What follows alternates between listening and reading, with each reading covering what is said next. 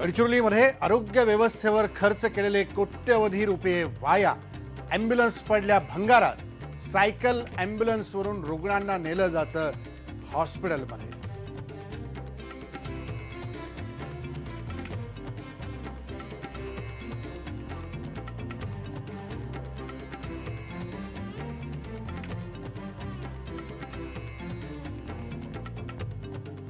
आपण बघतोय की काय दुर्दैवी अवस्था आहे या सगळ्या आदिवासी भागामध्ये। गडचिरोली जिल्ह्यातल्या भामरागड परिसरातली ही दृश्य आपण पाहिली। ॲम्ब्युलन्सवरती कोट्यवधी रुपये सरकारने खर्च केले। आरोग्य योजनेच्या मार्फत केलेले असतील किंबहुना केंद्र सरकारच्या मार्फत आलेल्या आरोग्य योजनेतल्या निधीमधून केलेला खर्च असेल।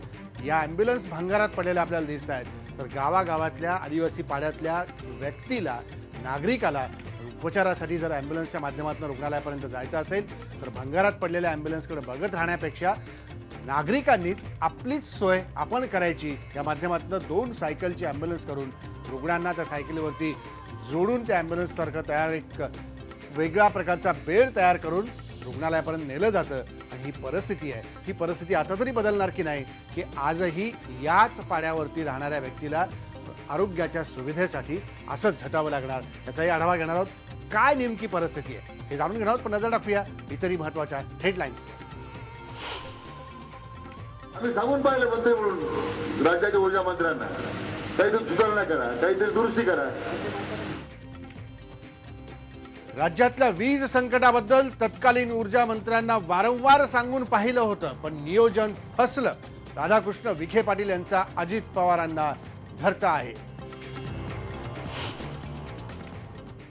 विदर्भात सोयाबीन उत्पादक शेतकरी हतबल। कमी पावसामुळे उत्पादनावर मोठा परिणाम। सरकारकडूनही होतंय दुर्लक्ष। जुन्या पिढीच्या पारंपरिक आणि स्वयंपाकघरातल्या गरजेच्या वस्तू आता उच्चभ्रूंच्या शोकेसमध्ये। जव्हारमधल्या कैलास पवार यांचा व्यवसायातून परंपरा जपण्याचा प्रयत्न।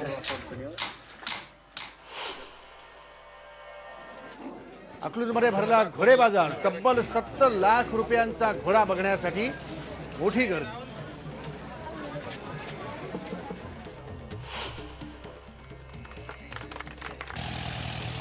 आणि सोलापूरमध्ये आजपासून सुरू होतोय मेगा फ्लाइंग फेस्टिवल झेप। सोलापूरकरांना मिळणार एअरक्राफ्ट मधून हवाई सफरीची संधी।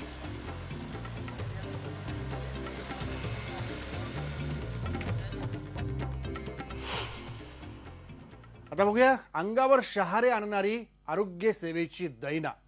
देशातल्या 25 अतिमागास जिल्ह्यांमधला एक जिल्हा म्हणजे गडचिरोली।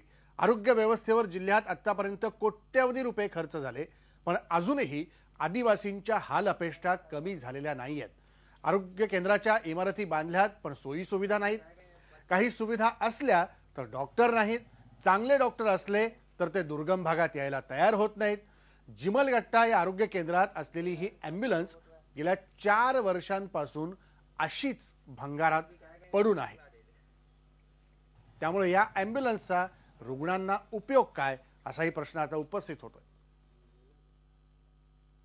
देशात जे अति 25 मागास जिल्हे आहे त्या अति 25 मागास जिल्ह्यांसाठी राष्ट्रीय समविकास योजना केंद्र सरकारने सुरू केली होती आणि त्या योजनेमधूनच रुग्णवाहिका गडचिरोली जिल्ह्यात देण्यात आल्या होत्या।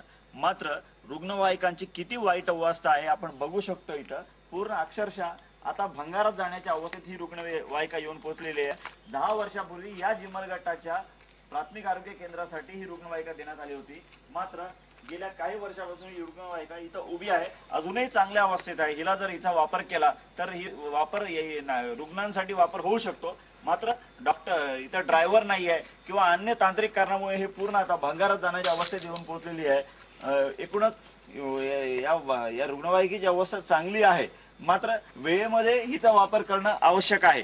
रुग्णवाहिका नसल्यामुळे दुर्गम भागात रुग्णांना अक्षरशः खाटेवर रुग्णालयापर्यंत जावं लागत आहे। मध्ये त्यांचा जीव जातो। गरोदर माता वेळेवर पोहोचू शकत नाही, त्यांची बैलबंडीमध्ये डिलिव्हरी होते, असा प्रकार इथं घडलेला आहे। आणि त्याच्यामध्ये एका मुलाचा जीव सुद्धा गेलेला आहे। आपण या भागात असलेल्या नागरिकांना विचारूया की नेमकं रुग्णवाहिका नसल्यामुळे किती वाईट अवस्था होत आहे। या भागात रुग्णवाहिका नसल्यामुळे गेल्या काही दिवसांपूर्वी बैलबंडीमध्ये एका महिलेची प्रसूती झाली होती आणि त्या मुलाचा मृत्यू झालेला आहे। नेमकं काय घडलं, काय अवस्था आहे? त्या दिवशी ते गरोदर मातेच्या प्रसूती वेदना वाढलेल्या होत्या. तर इथं जिमलगट्टा प्राथमिक आरोग्य केंद्रात ॲम्ब्युलन्स उपलब्ध असल्यामुळे त्यांना रुग्णवाहिका उपलब्ध होऊ शकलेली नाही. त्यामुळे न्यायइलाजास्तव इथून 10 किलोमीटरवर असलेल्या येनकाबंडा गावातील सुशीला श्रीराम ही गरोदर मातेला बैलबंडीतून आणावे लागले. तर याच्यात येता येता तिच्या प्रसूतीची वेदना वाढू लागल्या आणि मधातच ते बैलबंडीतच प्रसूती झाली होती तिची. तर ते 14 तारखेला प्रसूती झाली होती. त्या बैलबंडीतच नवजात बालक हे मृत जन्माला आला आहे. तर अशी अवस्था येथील रुग्णांची आहे. शासन एकीकडे करोडो रुपये खर्च करतो रुग्णांसाठी, पण दुर्गम भागात मात्र व्यवस्थित लक्ष देत नसल्याचे दिसून येत आहे. गडचिरोलीमध्ये साधन सामुग्रींची कमतरता असल्यानं पेशंटला आरोग्य केंद्रापर्यंत सायकलच्या मदतीनं स्ट्रेचर तयार करून आणावं लागतंय. अशा स्थितीत आरोग्य केंद्रापर्यंत पोहोचेपर्यंत अनेकांना आपला जीवही गमवावा लागतो. नक्षलवाद्यांची दडपशाही आणि व्यवस्थेची अनास्था अशा बिकट स्थितीमध्ये पिचत असलेल्या आदिवासींकडे नव्या सरकारनं लक्ष द्यावं अशी मागणी आता नागरिक करतात. आपण बघू शकतो माझ्या मागे हा इसम अत्यंत आजारी आहे. भामरागड तालुक्यातील आरेवाडी येथील हा इसम आहे आणि प्रकृती बिघडल्याने शासकीय रुग्णालयात त्याला नेण्यात आले होतं, पण तिथे त्याची प्रकृती बिघडली. डॉक्टरांनी त्याला घरी न्यायचा सल्ला दिला.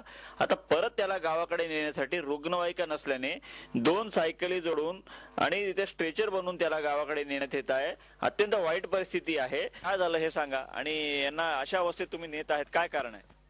काय करणार आता, हे म्हणजे सुधरू शकत नाही आम्ही नेता. ज्यांच्याकडे पैसे नाही निदान त्यांच्या बाबतीत तरी विचार व्हायला पाहिजे की अशा लोकांना मोफत आरोग्याची सोय, ॲम्ब्युलन्सची सोय दिली पाहिजे. मात्र असं होत असताना दिसत नाही. महेश तिवारी, IBN लोकमत, भामरागड, गडचिरोली. गडचिरोलीतल्या आरोग्य सुविधांवरती आपण एक नजर टाकूया. बघा पडद्यावर गडचिरोलीची आरोग्य व्यवस्था जर आपण पाहिली तर जिल्ह्यात 30 आरोग्य केंद्र आहेत. त्यात 45 प्राथमिक आरोग्य केंद्र, या ठिकाणी 15 ॲम्ब्युलन्सची तातडीची गरज आहे. अनेक ठिकाणी अनेक आरोग्य केंद्रांवर डॉक्टरांची कमतरता आहे. आता सरकार याकडे, नवं सरकार कधी लक्ष देणार हा खरा मुद्दा आहे. पुढची बातमी आहे अकोल्यातली. अकोल्यामध्ये अपुऱ्या पावसामुळे शेतकरी संकटात सापडलाय. सोयाबीन सुकलंय, कापसाचं उत्पादनही जेमतेमच हाती आलंय. कित्येक शेतकऱ्यांचा पेरणीचा खर्चही यातून निघाला नाहीये. मुठभर सोयाबीन आणि मनभर कुटार अशी परिस्थिती शेतकऱ्यांची झालेली आहे. पण शेतकऱ्यांना अजून सरकारची मदत मिळत नाही आहे. आर्थिक मदत तर दूरच, पण साधं सांत्वन करायलाही नेत्यांना वेळ मिळत नाही आहे अशी ओरड आता शेतकरी करतात.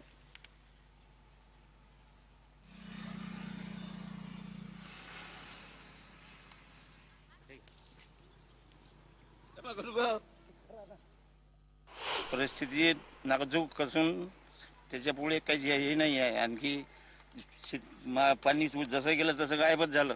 शेती कळकळ उरली आणि चांगली कळक पडली आणि माल पण काहीच नाही आहे. फक्त आम्हाला निवडून द्या, आम्हाला निवडून द्या. भाजप सरकार बोंबलते की आम्हाला निवडून द्या, आम्ही आज व्याज माफ करू, कर्ज माफ करू. माफ काहीच करत नाहीत. हेच विमे काढले, विम्याचे पैसे हेच खातात. शासनाने शेतकऱ्याला एकतर त्याची जी म्हणजे बँकेचं वगैरे जे कर्ज आहे त्यामध्ये काही दिलासा द्यावा आणि प्रत्येक शेतकऱ्याला एकरी कमीत कमी त्याचा जो खर्च आहे तेवढी तरी त्याला मदत मिळावी अशी आमची शासनाकडे मागणी आहे. इतर जे पिकं आहेत, जसं कपाशीचं पीक आहे, त्या पिकाची प्रचंड हानी झालेली आहे. 1-2 क्विंटलपेक्षा जास्त कापूस लोकांना होण्याची शक्यता नाही. काही ठिकाणी तर कापूसच होणार नाही अशी परिस्थिती आहे. तर तिकडे वर्धा जिल्ह्यातही कोरडा आणि ओल्या दुष्काळामुळे शेतकरी या मोठ्या संकटात सापडलेला आहे. त्यातच आता सोयाबीनला योग्य भाव मिळत नाही. कमी उत्पादन आणि कमी भाव असल्यानं शेतकऱ्यांसमोर मोठा प्रश्न उभा ठाकलाय. याबाबत शेतकऱ्यांसोबत बातचीत केली आमचा रिपोर्टर नरेंद्र मोतेनं. यावर बोलण्यासाठी कृषी उत्पन्न बाजार समितीच्या आवारात शेतकरी आणि व्यापारी आहेत. आपण त्यांच्याकडूनच समस्या जाणून घेऊया. काका, काय समस्या आहे तुमची? काय उत्पादन घट असल्यामुळं भावबाजी कमी मिळून राहिली आहे. कापसाची तशीच भाव कमी मिळून राहिला आहे. कापसाचाही 5-6 हजार रुपये भाव पाहिजे आणि सोयाबीनचाही 4-4.5 हजार रुपये भाव पाहिजे, तेव्हा आम्हाला कास्तकाराला परवडल, नाही तर आमच्या कास्तकाराची काही आत्महत्या कमी होत नाही. आता सोयाबीनचं उत्पन्न म्हणजे एकरी 1.5 पोतं चाललेलं आहे. कमीत कमी सोयाबीनले भाव 4,000 रुपये पाहिजे आणि कापसाले भाव 5,000 रुपये पाहिजे. हमी भाव असले तेव्हाच कास्तकार जगू शकल. आणि लाईनचा तुमचा प्रॉब्लेम आहे. भावाच्या बद्दल मागच्या वेळेस उत्पादन जास्त असून भाव पण जास्त होते. यावेळेस उत्पादन कमी आहे आणि भाव पण कमी आहे. कास्तकारा सोयाबीनचे भाव आता जमजम 3,000 रुपये 2900 पासून सुरुवात झालेली आहे. आणि कास्तकाराला जे सोयाबीन जे आहे ते एका थैलीला कमीत कमी नाही म्हणलं तरी 5,000 ते 6,000 रुपये शेवटपर्यंत खर्च येतो निंदाईपर्यंत. बरोबर आहे. भारनियमनासोबतच शेतकऱ्यांच्या अनेक समस्या आहेत. या समस्या नवनिर्वाचित भाजपा सरकार कशा सोडवतील याकडे आता शेतकऱ्यांचे लक्ष लागले आहेत. नरेंद्र मते, IBN लोकमत, वर्धा. आपण बघितलं शेतकरी आता वेगवेगळ्या मागण्या करू लागलेल्या आहेत. त्यामुळे आता काय सरकार यावरती तातडीने निर्णय घेणार आणि शेतकऱ्यांचं सांत्वन करण्यासाठी किंबहुना त्यांच्या मागण्या पूर्ण करण्यासाठी पुढचं पाऊल टाकणार हे बघायला लागेल. दुसरा मुद्दा शेतकऱ्यांच्या संबंधातच आहे. राज्यातला शेतकरी विजेच्या संकटानं हैराण झालाय. आज राज्यातल्या विजेच्या असंतुलनाला आघाडी सरकारमधल्या ऊर्जा मंत्र्यांचं धोरण जबाबदार असल्याचा आरोप राधाकृष्ण विखे पाटील यांनी केलेला आहे. अजित पवार यांचं नाव न घेता त्यांनी ही थेट टीका केली आहे. राज्यातली जनता शेतकरी विजेच्या संकटातून जातोय याला ऊर्जा मंत्र्यांचं धोरण जबाबदार असल्याची घणाघाती टीका विखे पाटलांनी केलेली आहे. विखे सहकारी साखर कारखान्याच्या 65व्या गळीत हंगामाच्या शुभारंभावेळी त्यांनी ही टीका केली.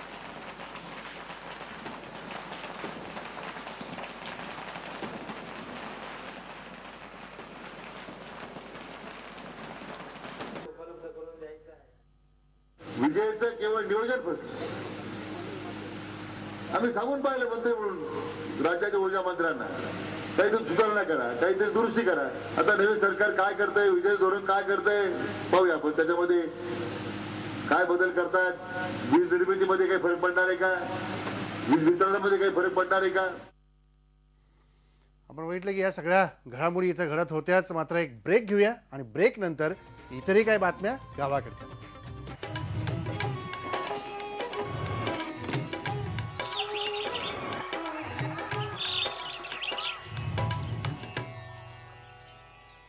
जुन्या काळी प्रत्येक स्वयंपाकघरामध्ये धान्य दळण्यासाठी जातं, वाटण वाटण्यासाठी पाटा वरवंटा, देवघरात दगडी दिवा या गरजेच्या वस्तू म्हणून प्रत्येक घरात हमखास आढळत असत. आता आधुनिक आणि इलेक्ट्रॉनिक्सच्या युगामध्ये या वस्तूंच्या जागी आता मिक्सर ग्राइंडर, घरघंटी, स्टीलचे दिवे यांनी त्याची जागा घेतली आणि जुन्या वस्तू नामशेष होण्याच्या मार्गावर आहेत. पण वडार या भटक्या समाजाचा हा व्यवसाय यामुळे धोक्यात आलाय.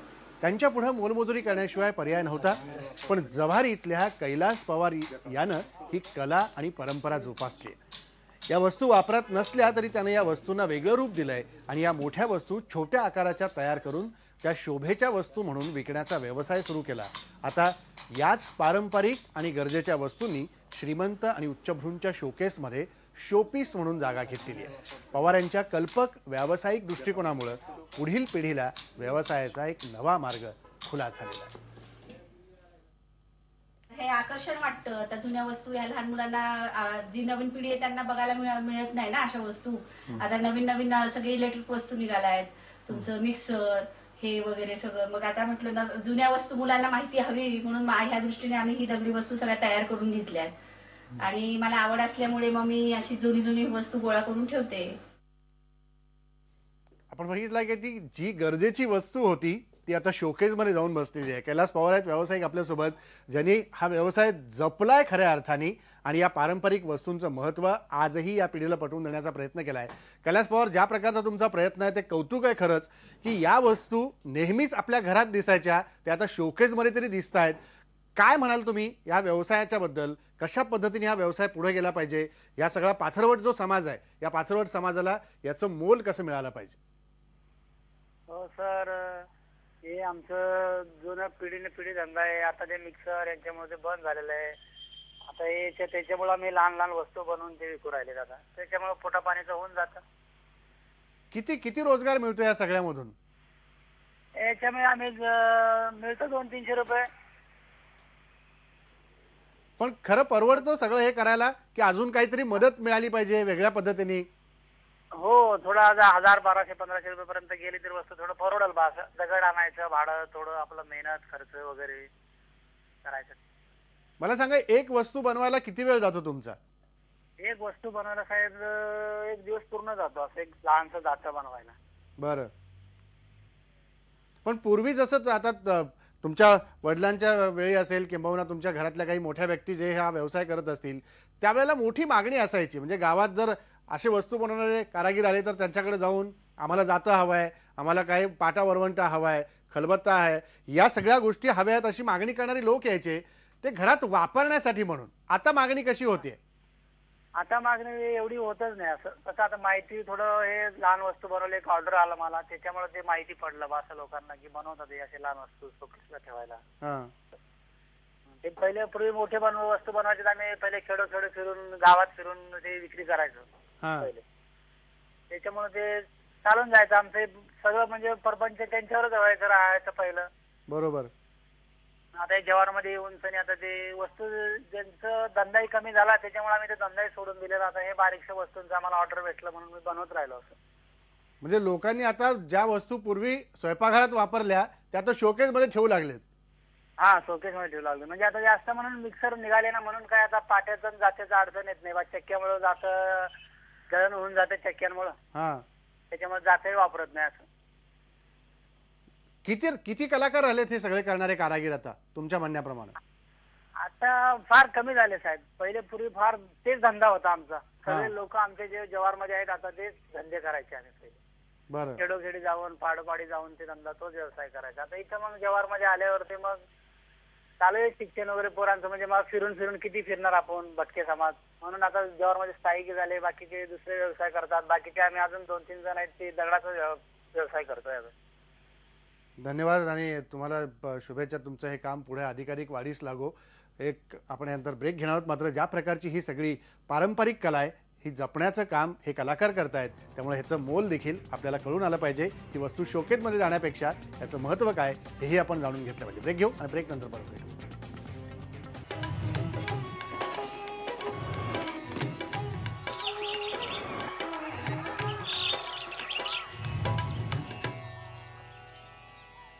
मुंबईतल्या महालक्ष्मी रेसकोर्सवरच्या डर्बीबद्दल तुम्ही आत्तापर्यंत ऐकलेलं असेल, पण आता बघणार आहोत अकलूजमध्ये भरलेला घोडा बाजार. या घोडे बाजारातल्या घोड्यांच्या किमती लाखोंच्या घरात आहेत. एका घोड्याची किंमत तर ऑडी, मर्सिडीज, BMW अशा पॉश गाड्यांपेक्षाही जास्त आहे. त्या घोड्याची किंमत ठरली आहे 70 लाख रुपये.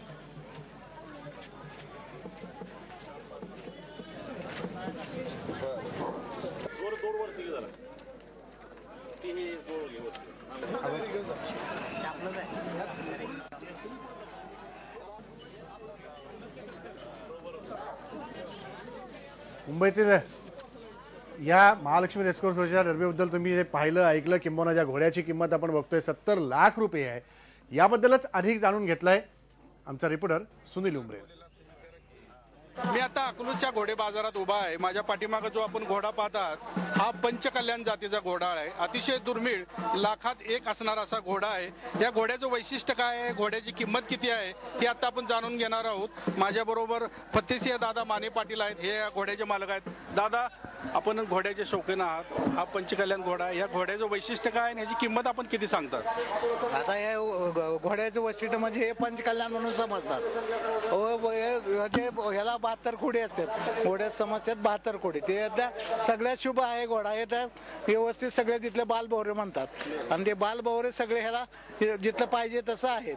त्यामुळे ह्याची किंमत वाढलेली आहे. चारही पाय सारखे, मुखपट्टा आणि चारही पाय सारखे आहेत त्याचे. म्हणजे ते पांढरा कलर आहे पायाला आणि असे मोजे घातल्यासारखे त्याचे पाय आहेत. असा दुर्मिळ असा घोडा आहे. किती किंमत सांगता या घोड्याची? जवळ 70 लाख रुपये किंमत सांगतात. एखाद्या परदेशी बनावटीच्या गाडीच्या किमतीपेक्षा ही जास्त किंमत आहे. शौकीन आता शौकीन मागतात ना, शौकीन घेतात घोडे. किती मागणी झालेली आहे? मागणी 50 लाखापर्यंत मागणी झालेली. एक घोडे शौकीन आलेले आहेत ह्या घोड्याच्या खरेदीसाठी, ते पण आपल्या सोबत आहेत. त्यांच्याकडूनच आपण जाणून घेऊया. माझ्याकडे पहिलेही घोडे आहेत आणि हा घोडा मला बाजारात आवडलेला आहे, त्याकरता आम्ही इथं आलेलो आहोत. हाच घोडा घ्यावा असं काय? हा घोड्यामध्ये एकूण 72 खोडी बघितल्या जातात, बालभौरी बघितली जाते. या घोड्यात सगळ्या बालभौरी एकदम साफ आहेत.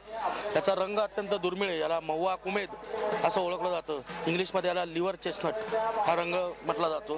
घोड्याचे डोळे याला जयमंगल एक खूण असते ती आहे त्या घोड्यामध्ये. आणि देवमन हा जो घोड्याच्या मानेवरती आहे हा फार भाग्याचा असतो घोड्याला. घोडा पंचकल्याण असून त्याचे चारी पाय पांढरे आहेत आणि हा घोडा पूर्वीपासून फार पवित्र असा मानला जातो. पण बघितलं 70 लाख रुपये किमतीचा घोडा आहे. तिकडे सोलापूरमधली बातमी आता की आजपासून सोलापूरकरांना एअरक्राफ्टमधून हवाई सफरीची संधी मिळणार आहे. सोलापूर परिसरात असलेल्या तुळजापूर, अक्कलकोट, पंढरपूर आणि उजनी धरण या परिसराची हवाई सफर आता करता येणार आहे. कारण सोलापुरात झेप या मेगा फ्लाइंग फेस्टिवलला सुरुवात झालेली आहे. दिवसा विमान फेरी आणि दिवसा आणि रात्री अशा दोन्ही वेळी पॅराग्लायडिंग करण्याची संधी या फेस्टिवलद्वारे सोलापूरकरांना मिळणार आहे. सध्या 2 पॅरासेलर, 2 पॅराग्लायडर आणि 3 मिनी एअरक्राफ्ट यांचा या फेस्टिवलमध्ये समावेश आहे. दिवसाच्या पॅराग्लायडिंगसाठी एका व्यक्तीला 1700 रुपये तर नाईट पॅराग्लायडिंगसाठी 2500 रुपये असा दर आकारण्यात येतो. तर एअरक्राफ्टच्या सफरीसाठी मानशी 6000 रुपये द्यावे लागणार आहे. त्यात आजूबाजूच्या पर्यटन स्थळाची सफर देखील घडवली जाणार आहे. नंतर इथंच थांबू. पुन्हा भेटू उद्या गावाकडच्या बातम्यांचं. पहा फक्त IDN.